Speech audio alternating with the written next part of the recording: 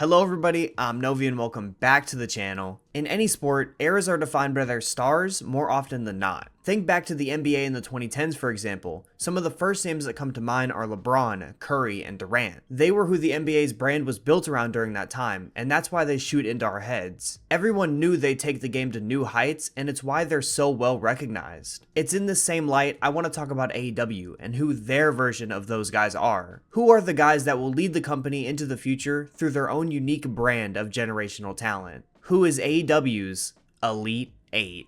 I'll give my full list here today, but before we jump into that, leave a like on the video and subscribe to the channel for live streams every Wednesday before Dynamite and new videos like these every single Saturday, talkin' graps. First, let's start with an obvious one for almost everyone, Will Ospreay. One of, if not the best workers of his generation, has finally made the move over to American TV, and he's translated seamlessly. His energy is infectious and you feel that every time he's on screen cutting his promos. The way he talks about being a part of AEW just makes you want to run through a wall as a true Fleet member. He's always authentically himself in the most British way, not trying to pretend to be anybody else. And it's that brand of realness that makes him so easy to connect to for so many fans, and it's why he's gotten so over so fast. And of course the matches. He's only worked a handful in AEW so far, and it's already some of the best work we've seen in company history, I'd say. If you've been a fan of the channel for a while, you know I have Will Ospreay bias, but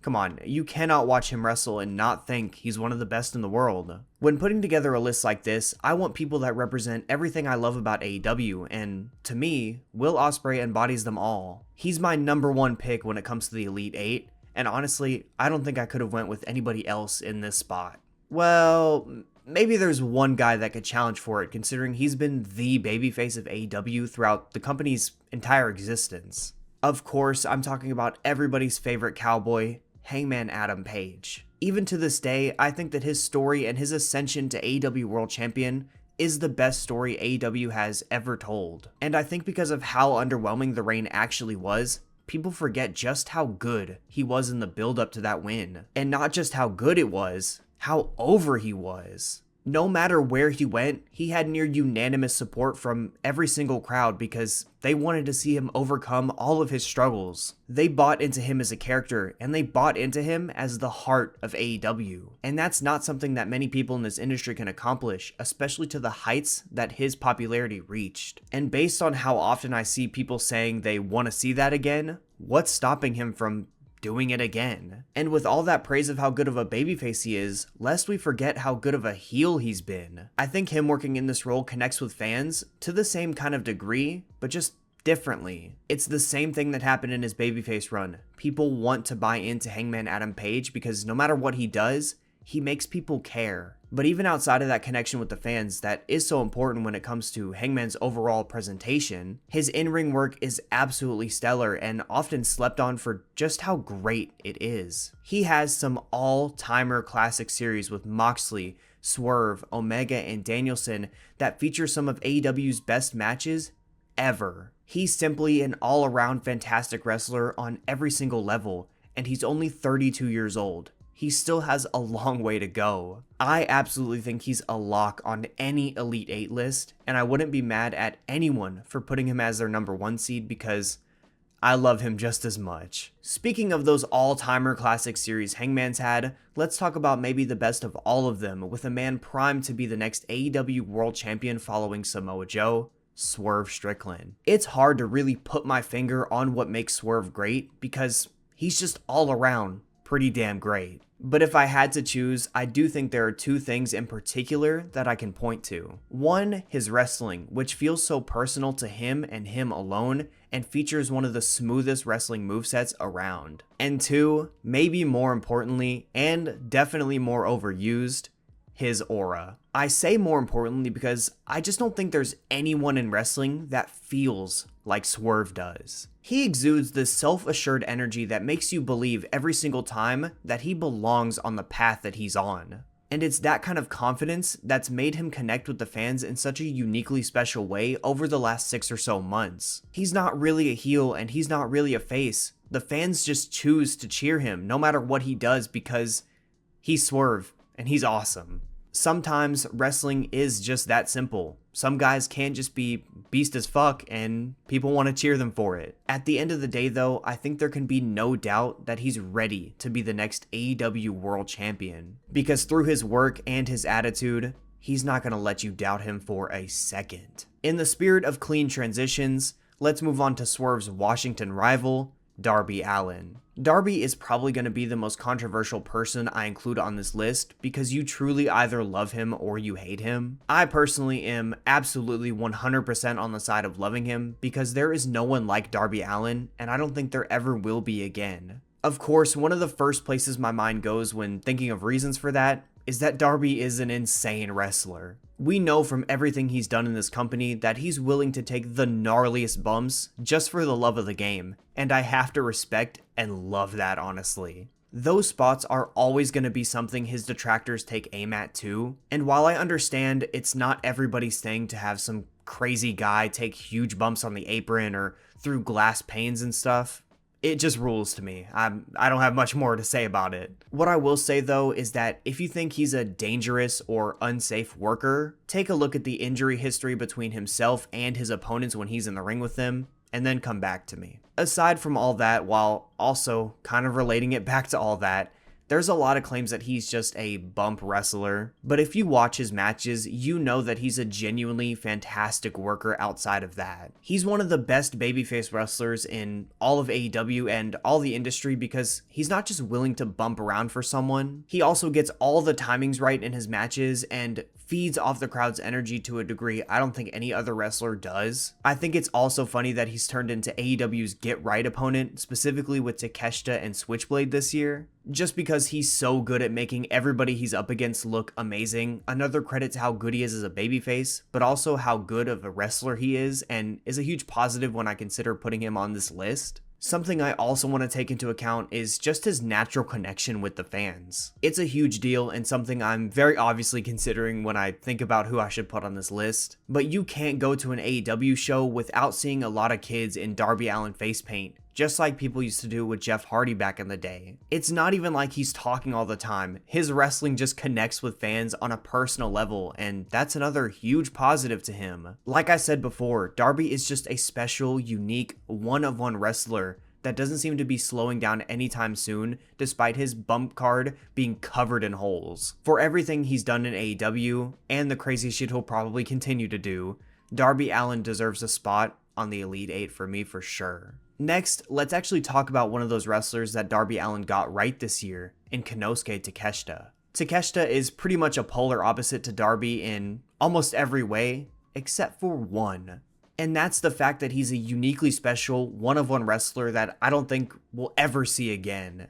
While Darby is known as the crazy, insane bump wrestler, Takeshita is known for his freakish athleticism. He has in-ring strength that just allows him to pull off some of the most incredible shit I've ever seen. The way he runs those ropes and the Blue Thunder Bomb that he can pull out from any position are perfect examples of just that. But it's not just his incredible ability that makes him so special in the ring, he's also great in pretty much every other aspect too. He's not just a moves guy, he also nails the psychology in a lot of his matches, and if you want to see a best example of that, go watch his matches with Kenny. To that, to his smoothness, to his, freakish ability, I think he might just be flawless between the ropes. Outside of them, however, I think he's honestly pretty underrated. Sure, his English isn't perfect for his promos, but I think that it's good enough to where he can get everything he needs to say off, clear and concise. Then after that, he can just speak Japanese because he always sounds so fierce and so menacing. It just sounds sick as fuck anyways. And as a heel, I think he's vastly improved over the time since he first started, and I think his best work is yet to come. I think Takeshita has everything it takes to be a star, and for sure a world champion in AEW someday, as long as he's positioned correctly. So of course this freak athlete who is a specimen compared to everyone else is going to be on the Elite 8 list. Next, we move on to another Japanese talent in AEW. Sorry, I had nothing better, I'm not gonna lie. Kazuchika Okada. A lot of people, including myself, doubted AEW when it comes to presenting him the right way. But I'm happy to say, even if only a month in, they got it perfectly right. Him being the cocky, arrogant corporate heel just feels like the role he was meant to play all of his life. He is the golden boy, and he always has been, so it just feels so natural. Honestly, his presentation was the biggest question for me when I was considering him for this list, because we already know how great of a worker he is. So the fact that they got it right guarantees his spot here. He seems like the guy that will be positioned at the top of the company for a very long time. And while he may not be the youngest guy ever, he's got a lot of tread on those tires. He's still going to be a big part of AEW's future. Plus, he arrives to work in a Ferrari, and that's Elite 8 shit right there. Moving on, let's talk about the actual youngest guy on this list, Daniel Garcia. Danny is a guy who spent a lot of time in AEW being held back, I think is the best way to put it. We knew from day one how promising of young talent he was, and we saw bright flashes of that in his matches with Danielson. But in 2023, he just got sucked into some pretty bad shit to say the least. So when they announced him as being a part of the first ever Continental Classic, a lot of people, including myself, saw it as a way for him to get back on track. And I'm happy to report they absolutely got him right back on it through the CC. And following that in 2024, they've done some really fun stuff with him that has positioned him as a big time player for the first time in a long time. On top of that, he's one of the founding fathers of the Restore the Feeling movement in AEW, and I think he embodies that for a lot of fans. I really love DG, and I think as an all-around wrestler, he has some of the highest potential across this entire industry. And honestly, fuck potential. He's already great, and he's only 25 years old. No shot he was missing this list. Earlier, I said Darby Allin was the most controversial name I'd put on this list, but I actually think it's the guy who I'm slotting in as the final Elite 8 member, MJF.